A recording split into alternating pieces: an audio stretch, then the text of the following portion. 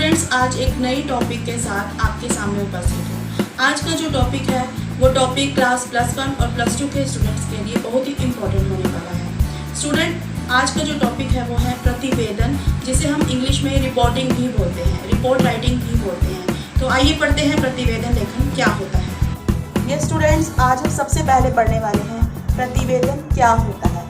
Students, आप जो नए आए हैं बच्चे +1 क्लास में, जो हमारे 11th क्लास के स्टूडेंट्स हैं, उन्हें नहीं पता कि रिपोर्ट राइटिंग क्या होती है। तो सबसे पहले जानेंगे प्रतिवेदन होता क्या है। इसकी परिभाषा देखते हैं। किसी कार्य, घटना, योजना, तथ्य आदि के संबंध में छानबीन, पूछताछ आदि करने के उपरांत तैयार किया हुआ जो विवरण होता है, जो ब्यौरा होता है, जो किसी बड़े अधिकारी के पास भेजा जाता है, उसे ही प्रतिवेदन कहते हैं और इसे हम अंग्रेजी में रिपोर्ट भी कहते हैं। अगर मैं शॉर्ट फॉर्म में आपको समझाऊं कि इस परिभाषा का क्या मीनिंग है, तो इधर देखेंगे आप कि किसी कार्य, घटना, योजना, तथ्य आदि के संबंध में छानबीन, यानी कि अगर कोई घटना हो चुकी है, कोई घटना घट चुकी है, उसके बारे में छानबीन की गई, उसके बारे में किसी से पूछताछ की गई, उन सारा जो विवरण है, सारा जो ब्यौरा है, वो जो तैयार किया हुआ ब्यौरा आता है हमारे सामने, उसे हम प्रतिवेदन लेखन यानी उसे हम रिपोर्ट राइटिंग कहते हैं। स्टूडेंट्स, पहले हमने पढ़ा प्रतिवेदन होता क्या है, क्या होता है प्रतिवेदन, क्या होती है रिपोर्टिंग। अब हम पढ़ेंगे प्रतिवेदन कौन तैयार करता है, यानी ऐसे कौन लोग हैं या ऐसे कौन सी कमेटी है जो ये रिपोर्ट जो है वो तैयार करती है। ये स्टूडेंट्स, अब हम पढ़ेंगे प्रतिवेदन कौन तैयार करता है।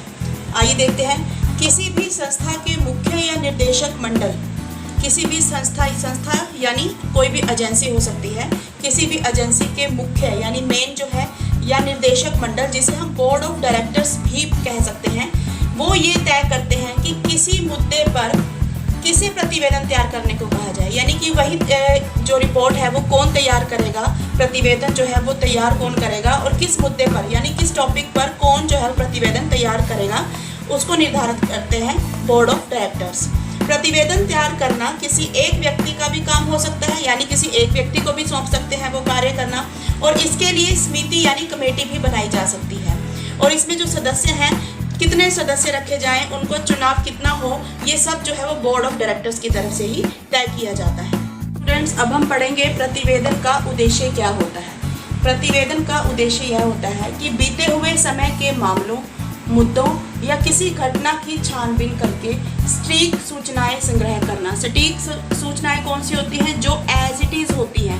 रिपोर्ट राइटिंग में आप अपने थॉट्स नहीं लिख सकते, इसमें जो रिपोर्ट होती है एज इट इज़ हमें इकट्ठी करनी होती है और उसे इकट्ठा करके उसे बड़े अधिकारी को सुपुर्द करना, यानी उसे सौंप देना, ताकि उस पर उचित कार्यवाही की जा सके। ये होता है प्रतिवेदन का उद्देश्य। ये स्टूडेंट्स, अब हम पढ़ेंगे प्रतिवेदन के प्रकार। प्रतिवेदन के कितने प्रकार होते हैं? इसके 4 प्रकार होते हैं। पहला प्रकार क्या है? सभा, गोष्ठी या किसी सम्मेलन का प्रतिवेदन। सभा यानी कोई मीटिंग हो रही है, कोई गोष्ठी हो रही है, कोई सम्मेलन है, उसके रिगार्डिंग अगर हमने प्रतिवेदन लिखनी है, रिपोर्टिंग लिखनी है, तो फर्स्ट पॉइंट हमारा ये बनेगा प्रकार का। सेकेंड देखते हैं संस्था, संगठन।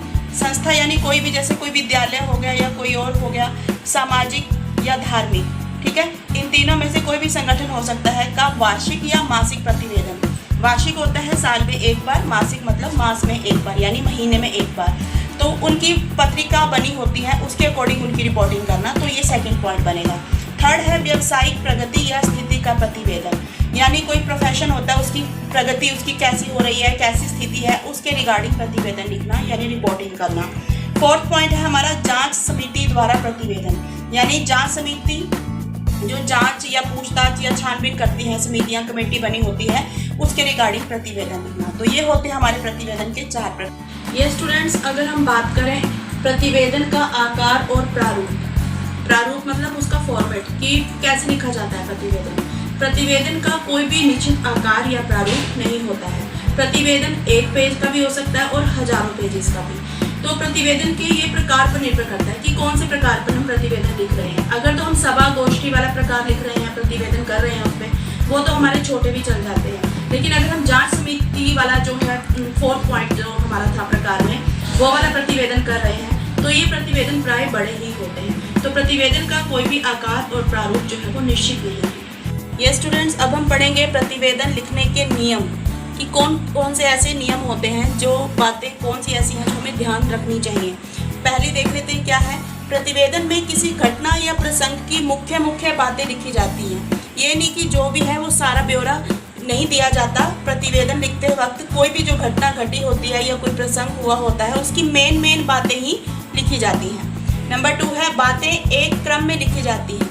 यानी कि ये नहीं कि पहले हुआ कुछ और दिखाया कुछ, ऐसा नहीं। जो है, जो हुआ है उसे एज इट इज़ उसके क्रम में दिखाया जाता है, क्रम में लिखा जाता है। संक्षेप में लिखा जाता है, यानी ज़्यादा बड़ा नहीं, बढ़ा चढ़ा के नहीं लिखना होता। जो रिपोर्ट है एज इट इज़ उसे संक्षेप में लिखा जाता है। और 4th क्या है इसका नियम कि स्पष्टता होनी जरूरी है, क्लैरिटी, कि क्या घटना घटी, क्या आप बता रहे हो उस रिपोर्ट में वो क्लियर होना चाहिए कि जो घटना घटी क्या उसके बारे में बातें सच हैं, वो स्पष्टता होनी बहुत जरूरी होती है। 5वां नियम है, प्रतिवेदन सच्ची बातों का विवरण है। यानी कि जो रिपोर्टिंग होती है वो सच्ची घटनाओं पर ही आधारित होती है। यानी जो घटना घटी होती है उसे अपने पास से नहीं बना सकते। जो हुआ होता है, जो घटना या प्रसंग घटी होती है उसके बारे में उसकी सच्ची बातों का विवरण दिया जाता है। ये स्टूडेंट, जो 6th हमारा नियम है प्रतिवेदन का, क्या है, इसमें प्रतिवेदक की प्रतिक्रिया या धारणा व्यक्त नहीं होती। प्रतिवेदक कौन होता है? जो प्रतिवेदन लिखने वाला होता है, यानी जो रिपोर्ट लिख रहा होता है उसे प्रतिवेदक बोलते हैं। इसमें जो प्रतिवेदक होता है वो अपनी प्रतिक्रिया या अपनी धारणा या अपने थॉट्स नहीं लिख सकता, नहीं व्यक्त कर सकता। नंबर 7 जो है इसका प्रतिवेदन लिखने का जो नियम है वो है, साहित्यिक भाषा वर्जित है। यानी कि रिपोर्ट एक ऐसी भाषा में लिखी जानी चाहिए जो एक आम व्यक्ति भी आसानी से पढ़ सके। ये थे प्रतिवेदन लिखने के नियम। ये स्टूडेंट्स, आइए अब एक उदाहरण के जरिए हम रिपोर्ट राइटिंग को समझते हैं कि रिपोर्ट कैसे लिखी जाती है। हमारे पास टॉपिक दिया हुआ है, आप अविनाश रंजन गुप्ता हैं, आपके विद्यालय में हिंदी पखवाड़ा का आयोजन किया गया है। अब आप सोचोगे हिंदी पखवाड़ा क्या होता है? पखवाड़ा वो होता है बच्चे कि महीने के 15 दिन, ठीक है, 15 दिन जब महीने के कोई कार्यक्रम होता है तो उसको पखवाड़ा बोला जाता है। ये हमारा टॉपिक है, ठीक है।